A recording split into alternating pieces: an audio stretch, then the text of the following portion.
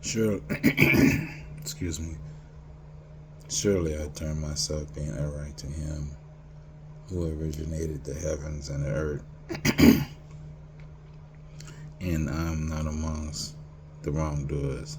I'm not amongst those who go astray. I'm not amongst the cold-hearted. I'm not amongst those who break people's heart. Surely I turn myself being upright.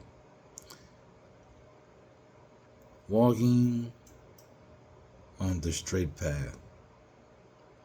As-sirat al-Adina. As-sirat al-Adina, the straight path. My mission is to walk on the straight and narrow. I'm not perfect.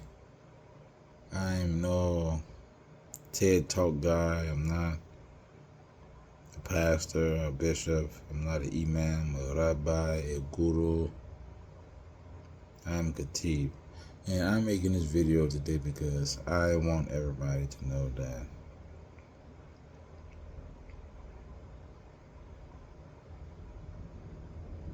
even though life can be very hard and challenging and troublesome and frustrating, and you can get full of anxiety and depression and stress, and you can have a nervous breakdown, you can crumble. I've experienced all of this to the 10th degree. From losing my grandfather to years later, Hurricane Katrina and how it affected all of my family and loved ones. How it affected my grandmama really bad. Had my family displaced. To the birth of my first son, Jabril, Rasul, and God be pleased with him. He died at 9 days old, and he was born with a half a heart. And the trauma and hurt and pain that put in my life really, really, really destroyed me a lot, more than what I've ever told anybody. Like that process really broke me finer than sand. You know, and to try to get back from such great of a loss, you know,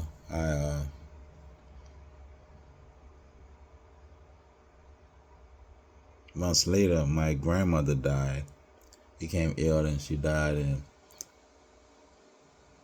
I was so hurt from the death of my son, and now my grandmother dies, and my whole world.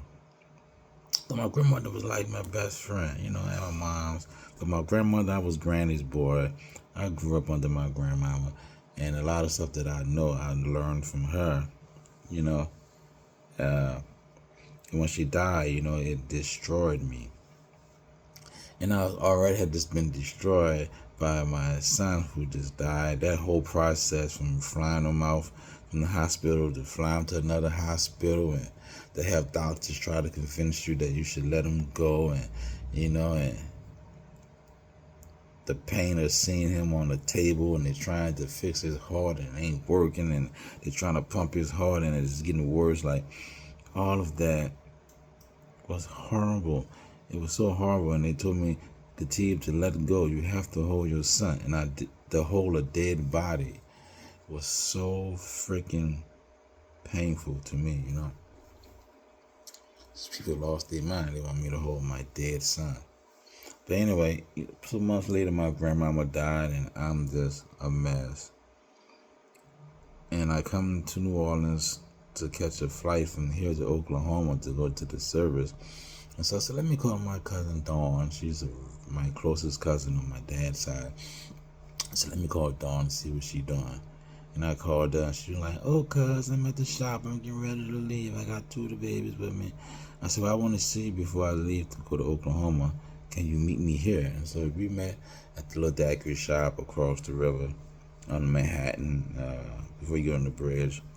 And we talked for about 5-10 minutes, and she said, "Hey, cuz, I'm gonna go bring these babies home. I'm gonna come back. We're gonna drink a daiquiri, and we're gonna laugh and so on and so. I ain't see you in a while." So I said, "Okay, I'm gonna wait here." So she goes home to bring the babies home, and I'm waiting like 20 minutes, 30 minutes, 40 minutes. I call her, she don't answer. I call her, she don't answer. I call her, she don't answer. I call her, she don't answer. Well, I said, "Well, I have to go because I have a flight early in the morning, and I gotta go." So I left and I flew to Oklahoma that following morning, and I'm at the service of my grandmother. I'm not holding up well at all, and I get a phone call at the service, and it's my brother calls me, and he said, "Hey man, what's up?" And I'm like, here at the funeral, ran the service. This is my brother, my father's side. So I'm at my grandmother's service. He said, "Man, I need to tell you something." I said, "What's up?"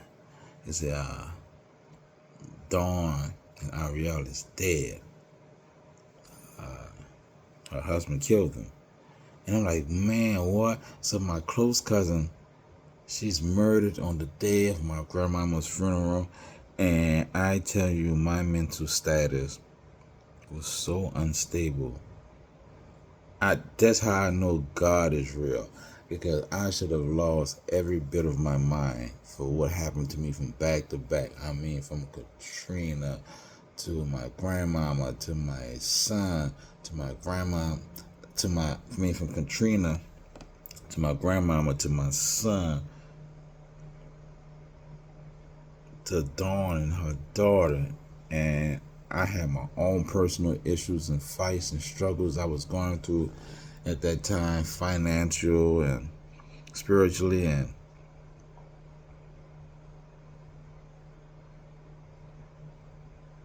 it was hard for me. It was really hard for me. The hardest moments of my life, and I tried to get myself back together. I became very zealous. I was beyond religious. I found what I believe was the way, and I studied hard, and I read and I practiced beyond the status quo, and I found comfort in my Creator. And as I'm doing this and trying to become a better person, I'm cleaning up my neighborhood in Georgia, my community, trying to stop gang violence and drugs and, prostitution and stuff like that was in the apartment complex that I was in. I was trying to clean it up. And, I was going to the temple and praying and feeding the poor and visiting the sick and doing all of this. The recession hit. And I knew a lot of people was losing their homes, and I let people come move in with me who was having hard times. And I think I'm doing a good thing. But lo and behold, the people who I helped put me in a bad position.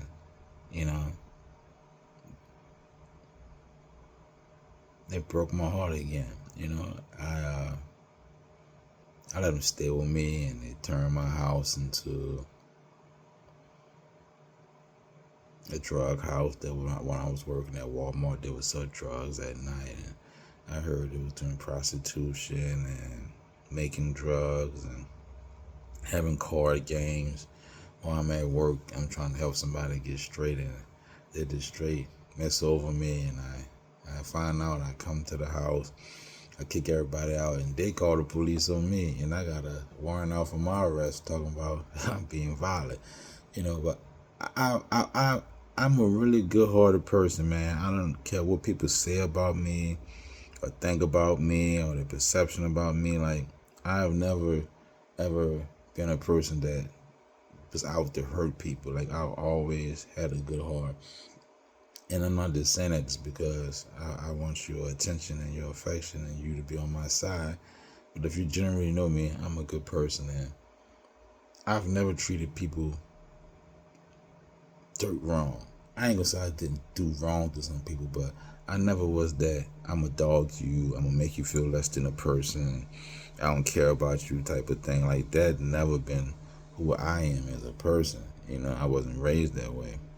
But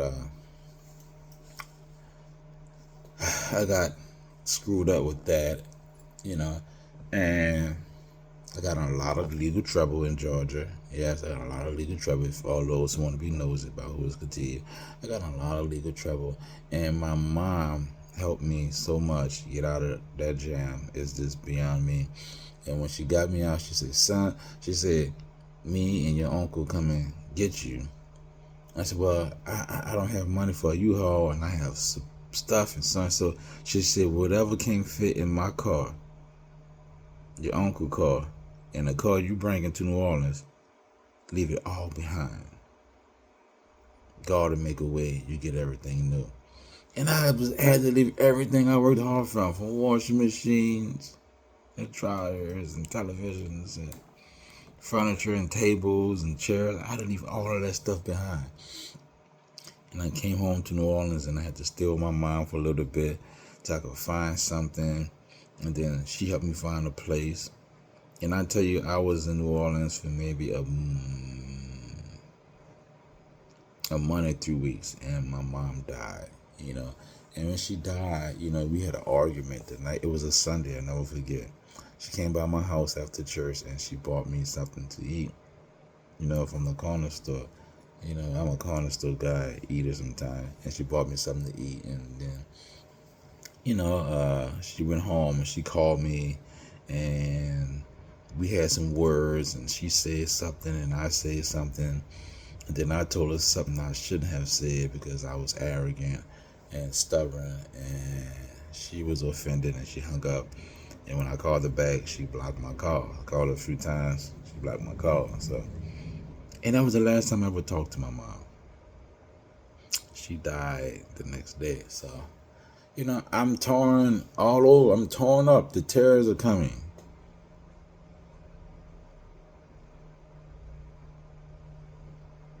Creator, you just got me out of a jam in Georgia. I come home and I'm thinking I'm getting my life together, and then my mom died.